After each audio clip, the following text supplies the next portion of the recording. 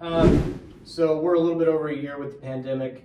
Talk a little bit about your business model, kind of what your customer niche is, and with that, kind of what the last little over a year has been like for you and your business, decisions that you had to make, and maybe even some decisions that you had been holding off on that because of the pandemic that maybe you had to implement, and that going forward you're like, we probably should have done that sooner. That actually works out good for us. An innovation or maybe something that you changed about your business through the last year.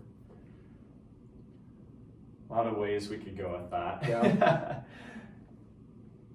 We have a great team, like I've talked about before.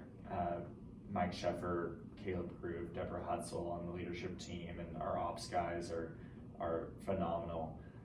Last year, we spent a lot of the year with our extra time that we had because of COVID.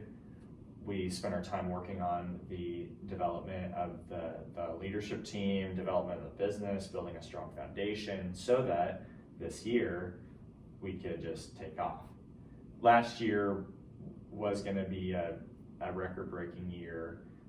We still grew last year. We still beat out the previous year, which is wonderful. Mm-hmm. But all of our events dropped off. Yeah. So last year we were 90% commercial jobs, which, like we were talking about before the podcast, include the retail stores like Walmart or Sam's Club or Target. Mm-hmm. It includes McDonald's and Chick-fil-A, AutoZone. Some of our customers, so when they remodel their stores, we're there with a trailer, with a bathroom trailer to support their employees. Sure. And their customers. Mm-hmm. But 10% of last year's business was events. So that gave us a lot of time. I grew our team last year. We tripled in size last year, which was a great time to do it, right before the pandemic. Sure. And so we used that time and energy that we had available to us just to build a great foundation. That's, as we thought it would, that's coming into play this year. We're busy this year, and we'll continue to be busy.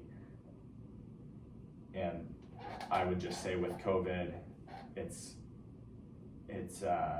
we're at COVID testing facilities, so there are some tents set up in parking lots where there's nurses and testers there, where we have trailers there to support them and the people going through.